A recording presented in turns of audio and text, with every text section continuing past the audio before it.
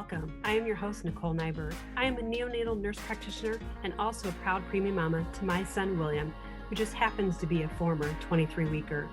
So if you are a current or former NICU parent, you have come to the right place. I have been exactly where you are, and I know what you're going through. We will be discussing all things related to the neonatal intensive care unit for preterm and term infants, as well as some of the emotions and struggles parents endure along the way in the NICU and beyond. So tune in and get ready to become educated and empowered. This is the Empowering NICU Parents podcast. While I make every effort to broadcast correct and up-to-date information, medicine is constantly evolving and advancing, and I continue to learn new things each day. Every NICU baby and their journey is different, and every institution varies in their practices as well. So please, always consult your obstetrician and your infant's physician for any medical issues or concerns. I am presenting from my personal experience and knowledge. My opinions do not represent that of my employers.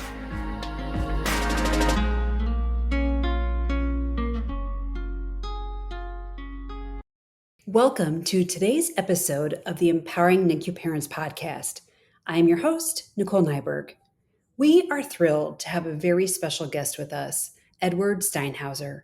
Edward, along with his wife Haley, have endured an extraordinary journey of parenthood marked by immense love, resilience, and profound loss.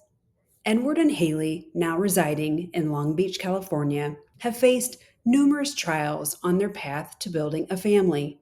They are the proud parents to Cooper and their daughter Scotty. Cooper was unexpectedly born prematurely at 25 and a half weeks, several states away in Colorado. During his brief but incredibly impactful life, he faced numerous medical battles with incredible strength. In this episode, Edward candidly shares the emotional and physical challenges they have encountered from their journey through the world of IVF, the profound impact of pregnancy trauma, and how their experiences have shaped their outlook on life and parenthood.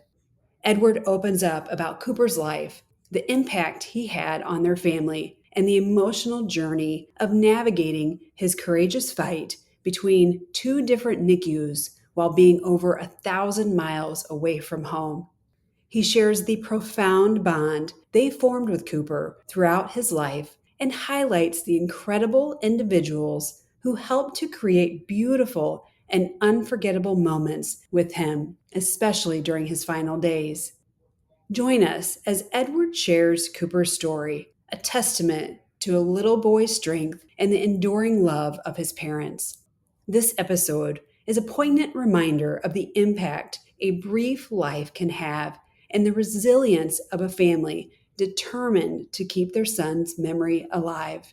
Stay tuned for an intimate and emotional conversation with Edward Steinhauser. This episode of our podcast is sponsored by Dr. Brown's Medical. Dr. Brown's Medical strives to deliver valuable infant feeding products and programs to support professionals in providing positive feeding experiences for the infants in their care. Traditional feeding products and practices in the NICU are inconsistent and can result in poor feeding outcomes. All babies deserve positive feeding experiences for life. 100% of the top children's hospitals in the United States utilize Dr. Brown's effective feeding solutions. Dr. Brown's unique zero-resistance bottle systems, nipples with reliable flow rates, and the infant-driven feeding program are evidence-based standard of care practices that improve infant feeding outcomes. The Dr. Brown's Medical team is available to provide support for you and your team to help achieve best practice results. Dr. Brown's Medical provides 4 free webinars every year on various infant feeding topics and offers continuing education hours for nurses, occupational therapists, and speech-language pathologists. Learn more at www.drbrownsmedical.com or find the link in the show notes. This episode of our podcast is sponsored by Petunia Picklebottom. Looking for a versatile bag that keeps you prepared for any occasion, from baby outings to beyond? Look no further than Petunia Picklebottom. For over 20 years, they have crafted bags and accessories tailored for year-round adventures, focusing on every evolving need of parents. With meticulous attention to detail, they blend style, function, quality, and sophistication into every creation. From backpacks to diaper bags, crossbodies to spacious totes, they've got you covered. Plus, they are dedicated to supporting charities aiding children and families. Discover your perfect bag that transitions beautifully from diaper duty to date night at empoweringnicuparents.com/petunia. That's empoweringnicuparents.com/PETUNIA. Or find the link in our show notes. Now back to the episode. Hello, everybody. Thank you so much for joining us today. We are thrilled to have a special guest. Today, Edward Steinhauser is joining us. And Edward, if you don't mind just sharing a little bit more about yourself, your family, and where you live. Yeah, so hi everyone. My name is Edward Steinhauser, and my wife and I, my wife's name's Haley. We live in Long Beach, California. We actually are high school sweethearts. Technically, we've known each other our whole life, but we officially started dating in high school. We've been together for 12 years now, and we have a little girl. Her name is Scotty, and then we also had a son named Cooper who was born in the NICU. He died after 82 days. And we have a dog who's our first child. His name is Quincy. He's definitely still adjusting to life with another sibling at home. I bet, yeah. Sometimes they don't quite understand what's happening, especially when they started out that they were the official first child. Yeah, they're starting to like each other. But I think there's a jealousy that still exists in that space on both sides. Yes, I'm sure. I'm sure. And it's interesting too. Again, you don't hear anymore hardly, I feel like, about high school sweethearts. So that's so great that you and Haley have known each other for so long and have been together. Because Yeah. I'm sure as we talk about more things, I feel like that history was likely helpful for you and Haley as you had to work through some really difficult times as a couple. If you don't mind just sharing a little bit more about your and Haley's journey to parenthood. Yeah, no, totally. And like I'm a Capricorn, so I'm all about like we had a plan. Like everything was a plan. We got married at 25. We're 37 now. And it was one of those things where like we got married, the whole kind of all the different steps and the stages that you have to do. So around the age of 27, 28 is when we decided like, okay, let's try to have children. And then we realized that it just wasn't the fantasy of just things just happen wasn't happening kind of thing. And so Right. that's really what started our fertility journey in that space. And we did it all, the IUIs, and then we eventually landed into IVF. And after about 6 years is when we got pregnant with our first child. We ended up miscarrying at about 9 weeks with that one. So we had four viable embryos is what we knew. So for embryo number one was the first one that was implanted. We got pregnant with that, and then miscarried about after 9 weeks or so with that. And then probably about 5 months later, we ended up getting pregnant with Cooper, also through IVF. And that really, second pregnancy, so Cooper's pregnancy really started this kind of awareness that we were noticing in regards to like what kind of pregnancy trauma looks like. Because now all of a sudden it wasn't just the are we pregnant and then now we're in this happy space. It was, are we pregnant and are we going to make it? Are we going to make it past 9 weeks? Are we going to make it past this time? Are we going to make it, like all these things that are sort of typical anyway when you have all those milestones, and pregnancy is a scary time for everyone. One of the things that we realized early on is that a lot of people just don't talk about all of this stuff, right? It's all very fantasy and Hollywood and that type of thing. But we were really cautious about all of these things. And then at around 18 weeks or so, Haley had some bleeding. And so we went to the hospital, but it was nothing kind of to be worried about. Her blood pressure had never been something crazy. Like, so there, nothing sort of clinically was kind of indicative what would happen. And then at about 25 weeks, Haley was going on a business trip. So we're in California, and she had a 24-hour business trip in Denver, Colorado. And I'm a middle school principal, so sometimes we just have to, I have to be anchored because I have to be at school. And so she I was like, see you in 24 hours. And then that's when all of a sudden she started feeling really bad, and she drove herself to the hospital. She likes to tell the story that it was during a snowstorm, and drove herself to the hospital and found out that she was in labor, and eventually learned that she was having a placental abruption, which is what she was noticing with the bleeding in that regard. And then that totally just changed our complete trajectory in regards to what, NICU life and everything was going to be with that. And I know we'll talk about more of that later. So kind of fast forwarding, right? Because it's just probably about parenthood, but fast forwarding, then we knew once Cooper died that our family story couldn't end there. That was something that Cooper definitely was not wanting for us, and it just wouldn't have been honoring his life either.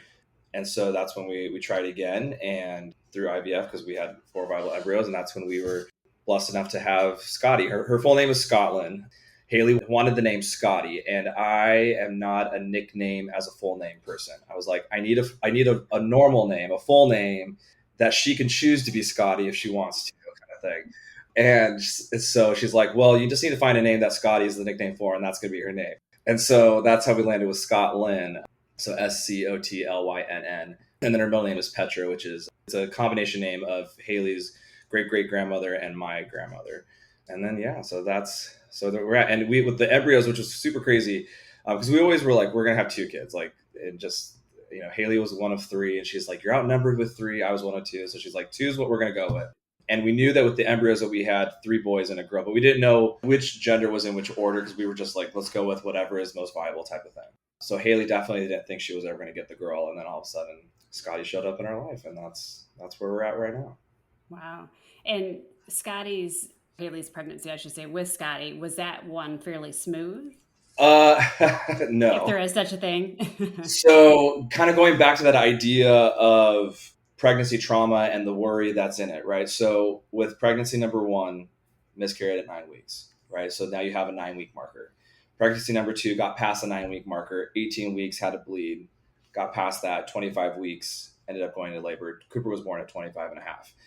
So 25 and a half was as far as we had ever gotten, right? So then with Scotty, it was like, all right, so now we have a 9-week marker. We had the 18-week marker. We had a 25-week marker. Like, in our mind, that was sort of where we were going with it. On top of the fact that we were layering in very raw, fresh grieving.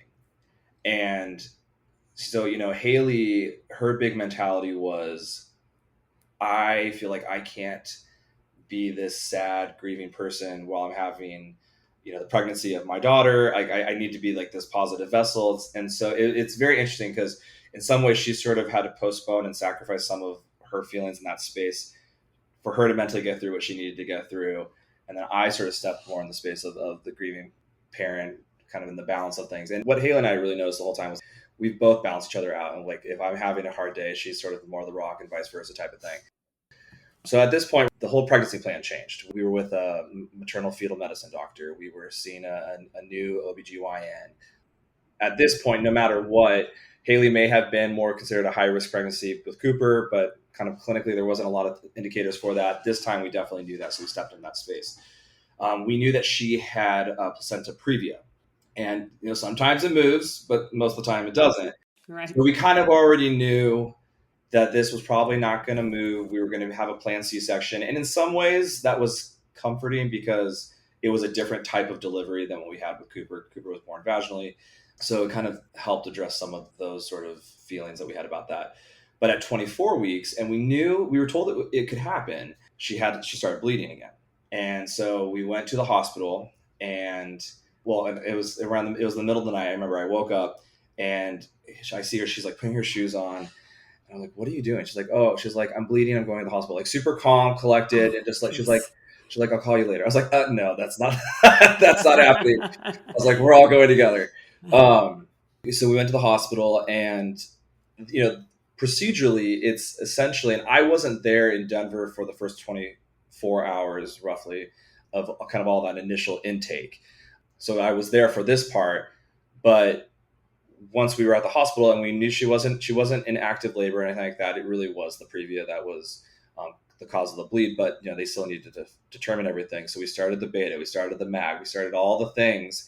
That was what was happening in Denver. So we're now living this wow. all